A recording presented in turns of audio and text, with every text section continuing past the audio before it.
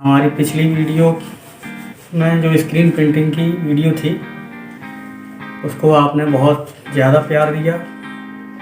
काफ़ी लोगों ने कमेंट में काफ़ी ढेर सारी परेशानियों के बारे में बताया, पूछा। कुछ लोगों ने फ़ोन पर भी व्हाट्सएप करके जो है क्वेश्चन किए। उन क्वेश्चंस में काफ़ी कुछ ऐसे थे कि जैसे कि सुपर कोड को हम किस तरह से इस्तेमाल करें। किसी का प्रश्न था कि इसमें क्या क्या सामान चाहिए होता है। किसी ने पूछा कि इसमें क्या लागत होती है और लगभग कितना प्रॉफिट होती है। आइए इन सारी चीज़ों का इस वीडियो में मैंने पूरे विस्तार से वर्णन किया है। जैसे कि स्क्रीन प्रिंटिंग का काम शुरू करने के लिए कौन कौन से सामान की आवश्यकता होती है, इन्हें किस तरह से प्रयोग किया जाता है और स्क्रीन प्रिंटिंग हम किन किन चीज़ों पर कर सकते हैं। इसके लिए हमारा जवाब है, आप स्क्रीन प्रिंटिंग द्वारा किसी भी उस सतह पर जो फ्लैट हो, थोड़ा राउंड वाली भी प्रिंट कर सकते हैं, लेकिन ज़्यादातर जैसे शादी card, poster, pamphlet, carry bag और ज़्यादातर टी शर्ट का भी बिजनेस इस काम से शुरू किया जा सकता है। इसमें टी शर्ट प्रिंटिंग का बिजनेस अलग तरह का बिजनेस है। जैसे बड़े स्तर पर भी किया जा सकता है, छोटे स्तर पर भी किया जा सकता है। आमतौर पर ज़्यादा लोग जो है ग्रामीण क्षेत्रों में रहते हैं, तो वहाँ शादी का कार्ड, पोस्टर, पंपलेट वगैरह इस्तेमाल करते हैं प्रिंटिंग के लिए। तो आइए हम इस वीडियो में आपको स्क्रीन प्रिंटिंग के बारे में शुरू से लेकर अंत तक क्या क्या सामान चाहिए और किन सामानों की बाज़ार में उपलब्धता होती है, किन्हें हमें बाहर से मंगाना चाहिए, वो सारी चीज़ों को इस वीडियो में हम आपको बताएंगे। साथियों, अगर आपने हमारा चैनल सीरोज टेक को अभी सब्सक्राइब नहीं किया है तो कृपया चैनल को सब्सक्राइब ज़रूर करें, और अगर वीडियो पसंद आए तो उसे लाइक करें, कमेंट करें और ज़्यादा से ज़्यादा हो सके तो अपने दोस्तों को शेयर करें। तो चलते हैं अपनी वीडियो की तरफ।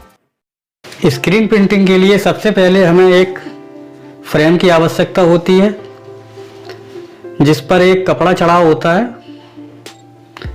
इस तरह से हम कपड़े को फ्रेम पर फिक्स कर लेते हैं और फ्रेम हमारा तैयार हो जाता है। फिर इसके बाद ज़रूरत पड़ती है कोटिंग की। तो कोटिंग के लिए क्या करते हैं, सेंसिटाइजर को 100 ग्राम पानी में 4 पाउच मिलाकर हम एक मिक्सचर तैयार कर लेते हैं और सोना कोट में 200 ml में लगभग 40 ml सेंसिटाइजर का मिश्रण मिला देते हैं। इस तरह से हमारा मिश्रण तैयार हो जाता है और उस मिश्रण को हम इस तरह से अपने फ्रेम पर कोटिंग करते हैं। कोटिंग को चारों तरफ फैलाने के लिए एक स्टेपर या स्टील की स्केल से की मदद से जो है हम उसे चारों तरफ फैला के एक सार कर देते हैं। दोनों साइड से बराबर लेयर बनाते हैं, जिससे कि कहीं मोटा पतला ना हो। बिल्कुल एक समान मात्रा में हमारे फ्रेम पर जब कोटिंग लग जाती है तो उसे कोटिंग हमारी तैयार हो जाती है। और इसे सुखाने के लिए हमेशा छाया की ज़रूरत पड़ती है, जहाँ धूप की रोशनी कतई ना आए। अगर धूप की रोशनी इस पर पड़ जाती है तो एक्सपोज होना मुश्किल हो जाता है, क्योंकि ये पहले से ही धूप की वजह से सेंसिटाइज हो जाती है। इसे छाया में ही जब तक ये पूरी तरह से दोनों साइड से सूख ना जाए तब तक इसे सुखाते हैं। अगर हो सके, अगर जल्दी इस स्क्रीन को सुखाना हो तो कमरे में छोटा पंखा या किसी गत्ते की मदद से हवा करते रहने से उसकी कोटिंग जल्दी सूख जाती है। अब कोटिंग सूखने के बाद में हमें जो है बटर को किस तरह से इस्तेमाल करना चाहिए, उसके लिए क्या करते हैं, फ्रेम को उल्टा कर लेते हैं और उसकी जो इंक साइड होती है बटर की, वो फ्रेम की तरफ रखते हुए एक कांच की मदद से उसे दबा दिया जाता है और नीचे से कुछ सपोर्ट के लिए कार्ड शीट या मोटा गत्ता या लकड़ी का मोटा टुकड़ा लगाकर उसको सपोर्ट दे देते हैं, जिससे कि जो है हमारे शीशे और बटर के बीच में गैप ना रहे। और इस तरह से धूप से एक्सपोज कर लें। इसमें टाइमिंग का क्या है कि हम सेंसिटाइजर को जिस तरह से जो है मिलाते हैं, टाइमिंग उसी के हिसाब से होती है। कभी 60 सेकेंड, जैसे सुबह के टाइम में अगर हमने एक्सपोज किया तो जो है 60 सेकेंड, दोपहर को थोड़ा कम कर देते हैं। ज़्यादा तेज़ धूप में एक्सपोज करने के बाद में हम उसे फव्वारे से या नल के नीचे पानी से उसे वॉश आउट कर लेते हैं। और जब तक कि हमारे लेटर जो हमारे प्रिंटिंग वाले हैं छपने योग्य ना हो जाए तब तक उसे पानी से धो लेते हैं। और इस तरह से हमारी स्क्रीन धुलकर तैयार हो गई है। इसे धूप में सुखा लेते हैं।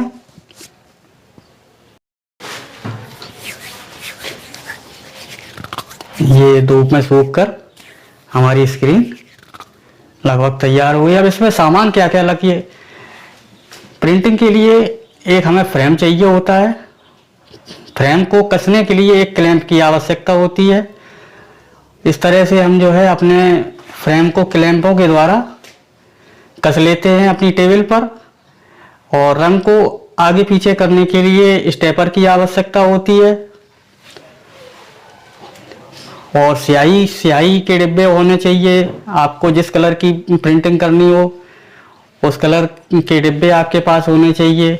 और स्याही को पतला करने के लिए नाइट्रो की आवश्यकता होती है। इसे पतला करने के अलावा जब फ्रेम को साफ करते हैं तब भी जो है इसकी आवश्यकता होती है। इस तरह से हमारा फ्रेम बिल्कुल प्रिंटिंग के लिए तैयार है।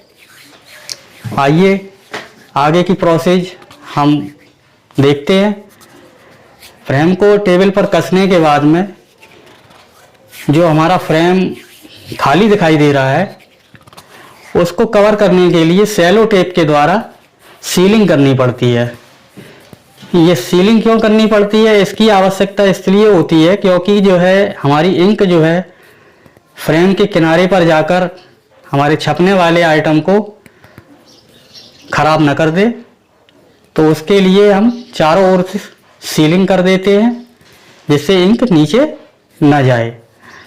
और सीलिंग करने के बाद हम चारों तरफ से इसकी सीलिंग कर देते हैं। सीलिंग करने के बाद इसको जो है फ्रेम प्रिंटिंग के लिए तैयार हो जाता है। इसमें मुकेश भाई देखिए हमारे जो है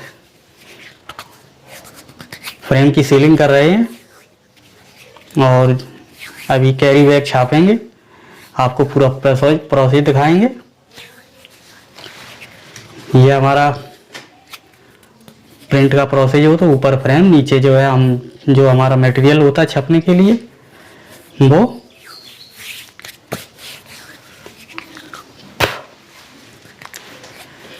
इसको इंक को पतला करने के लिए रिड्यूसर या नाइट्रो इस्तेमाल करके उसे पूरी तरह से चला लेते हैं। स्टील की स्केल के द्वारा या लकड़ी के चम्मच या स्टील की चम्मच किसी के द्वारा। और स्टेपर को बिल्कुल एक बार एक बार हाथ लगा के देख लिया जाता है कि इसकी धार बिल्कुल सही है, कहीं कंकड़ या कहीं सूखी हुई इंक तो नहीं है। फिर हम स्याही को जो है फ्रेम पर डालते हैं और स्टेपर पर एक साइड से इंक को लिया, ऊपर से हमने इस तरह से जो है पूरे पे फेर दिया और नीचे हमारा आइटम छप के तैयार हो गया। इसी तरह से स्क्रीन प्रिंटिंग आप कर सकते हैं। यदि आपको किसी तरह की परेशानी हो तो कमेंट में ज़रूर करें। और सामान की किट मंगाने के लिए हमने व्हाट्सएप नंबर दे रखा है, उस पर आप व्हाट्सएप करके सामान मंगा सकते हैं। ये वीडियो अगर आपको पसंद आई हो तो लाइक करें, कमेंट करें और चैनल को सब्सक्राइब करना कतई ना भूलें। और धुलाई के लिए इसको जो है पहले नाइट्रो से साफ़ कर लेते हैं।